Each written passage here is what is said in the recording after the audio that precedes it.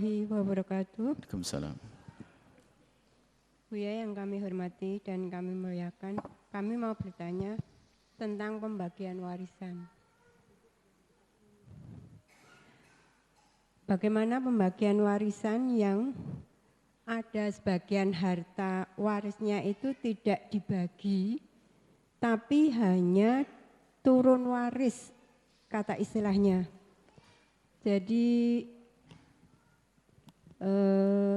sebagian hartanya itu akan disertifikatkan atas 9 orang ahli waris tersebut.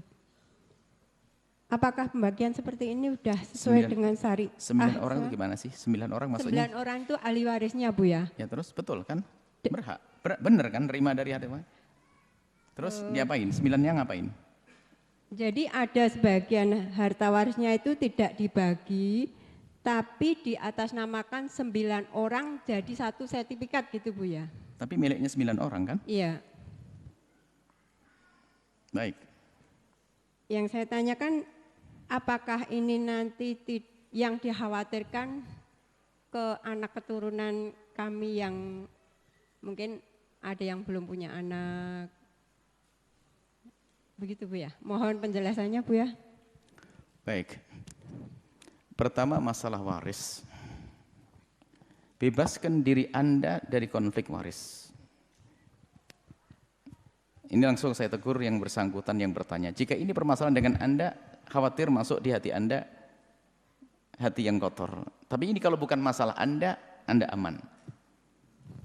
Jadi kadang-kadang waris itu lihat, padahal hak kita, hak yang lain. Tapi kalau dibahas panas. Panas. Jadi ada saja alasan, padahal yang kadang yang paling jahat, yang paling tahajudnya banyak. Hati-hati. Hati-hati urusan waris itu. Yang paling baik. Bahkan mungkin yang paling banyak dia dapat masih pengen rebut milik adiknya yang paling melarat. Ya, waris itu hati-hati urusan waris. Baik, waris itu hendaknya dibagi dan harus dibagi. Adapun pembagian ini memang ada 2 cara. Yang pertama adalah dengan cara yang memang sudah jelas dengan hitungan waris. Dengan hitungan waris, anak laki dengan perempuan, lidzakari mithlul hadzil unthayain, 1:2 itu pembagian waris. Kemudian jika yang ditinggal istri-istri, ada ibu, ada dan seterusnya. Pembagian seperti yang disebutkan para ahli waris, para ulama ahli faraid, ya seperti itu. Itu pembagian secara waris. Ada pembagian yang kedua namanya damai. Damai. Damai itu bagaimana? Dari pihak yang lebih banyak ngalah. Mestinya laki-laki kan dapat 2 bagian dibanding anak-adik perempuan. Akhirnya ngomong adik-adikku perempuan, sebelumnya Kang Ambang jatahnya lebih banyak, sekarang dibagi rata. Jadi kalau menuntut damai bagi rata itu harus muncul inisiatif dari yang lebih banyak punya hak. Dari kaum bapak, bukan dari perempuan. Jadi damai itu boleh, wasulhu khair. Damai itu lebih mungkin karena apa? Rumahnya kebetulan kok 7 anaknya, 9 anaknya, 9 sudah, rumahnya masing-masing sudah oke. Dari pihak yang paling laki, yang paling berhak mendapatkan sesuatu yang banyak, dia yang memulai. Kita damai saja. Kalau sudah damai, milik selesai, nggak ada tuntutan lagi setelah itu, karena sudah dihalalkan. Kurang lebihnya, kalau ada lebih di aku maafkan. Lebih di kamu, maafkan aku ya, kita akan saudara, itu damai. Baik. Kemudian ada jika sertifikat itu tidak dibagi, tapi haknya tetap dibagi. Itu bisa terjadi ada 2 model, urusannya kayak tanah. Atau PT perusahaan. Ini anaknya 9, kalau perusahaan jangan dibagi dong, kalau perusahaan dibagi hancur.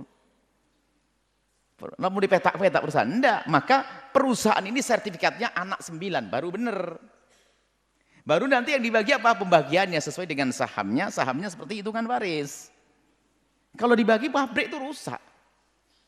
Nggak bisa itu nanti. Makanya ini apa sih yang katanya nggak dibagi tadi kan harus jelas. Tapi kalau tanah misalnya satu rumah, karena rumah pusaka sayang. Jadi sertifikat namanya 9 anak. Itu sebetulnya itu belum dibagi. Hanya ditunjukkan kepada semuanya bahwasanya rumah ini miliknya anak 9 itu. Karena ini miliknya anak 9, seperti kalau dalam sebuah bisnis ya ini sahamnya sesuai bagian warisnya.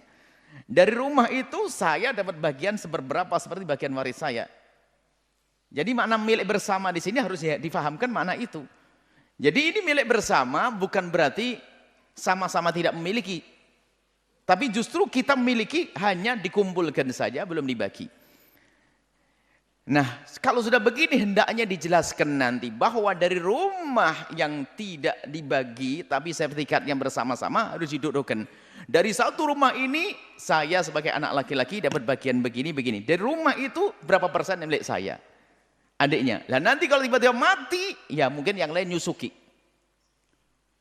Disusukin. Sebab mau dijual, sayang itu miliknya Abah sama Umi. Rumah peninggalan Abah Umi. Kalau nggak dijual, gimana? Saya butuh uang. Disusuki sama yang lainnya. Jadi itu boleh, akan tapi itu belum dibagi. Jadi dalam sertifikat satu, anggap saja itu rumah, berarti semua dari anggota anak-anak tadi itu punya berapa persen di situ. Anggap saja 9. Kalau 9 itu adalah laki semua ya enak. Jadi dibagi 9. Ya. 1 dibanding 9. 9 jadi 1/9 ya. Dari semua itu miliknya si A, si B, si C. Kalau anaknya adalah laki 2, perempuan 7, ya 7 kali 4 tambah 4, 11. Itu dibagi 11. Laki-lakinya dapat 2, 4, perempuannya 1. Kalau nilainya rumah itu nanti 11 juta, ya 11 juta ya. Tadi berapa? 9 tambah 2. 11 juta. Kalau 11 juta ya yang laki-laki 11 miliar. 11 biar gede sekali deh. 11 miliar ya laki-laki punya hak berapa? 2 miliar, 2 miliar. Seperti itu. Jadi kalau mati berarti yang meneruskan hak warisnya adalah anaknya. Seperti itu. Itu gambarannya. Karena bisa terjadi sebuah perusahaan suatu ketika ada orang meninggal dunia perusahaan. Nah, ini kalau ustadznya salah dibagi perusahaannya. Dibongkar gentengnya, hancur nanti. Bukan begitu. Jadi perusahaan tetap berjalan, jadi nanti penghasilannya nanti dibagi. Jadi kalau nanti ternyata seperti saham jadinya. Saham dalam bisnis, saham berapa persen, ini. Saham bisa dijual kepada siapa saja. Boleh dijual kepada orang lain, tapi hendaknya didahulukan orang yang di dalamnya. Diutamakan saudaranya, kalau saudara mau beli, jadi kita nggak dapat uang. Setelah kita jual, nggak dapat. Termasuk tadi bagiannya, saya jual kepada kamu bang. Bagian saya gimana bang? Ya sudah saya bayari, nggak punya kita. Seperti itu. Yang penting didudukkan. Bahasanya ini tidak miliknya si A, tapi miliknya bersama, tapi begini bagiannya. Kalau mati, anak ahli waris yang bakal mengambilnya. Seperti itu. Dan hati-hati urusan warisan. Jangan sampai urusan warisan menjadi sebab Anda bermusuhan. Biarpun Anda katanya ahli ibadah, setan masuk di hati Anda. Paling senang ngomongin warisan. Hati-hati ya. Semuanya sadar. Siapa saja, bukan yang bertanya saja. Saya nyampaikan yang lainnya. Warisan itu ada setan yang gede setannya. Orang bisa ngomong macam-macam, tapi giliran ngomong waris itu naik pitam. Dan yang paling jahat biasanya justru yang paling soleh itu kan kelihatannya. Paling ngaji, paling tahajudan, paling rajin. Luar biasa. Tapi setannya gede di otaknya. Hati-hati. Semoga Allah menjaga kita dari cekcok dalam urusan waris. Semoga Allah menjadikan kita dengan saudara kita saling mencintai karena Allah. Wallahu a'lam bishawab.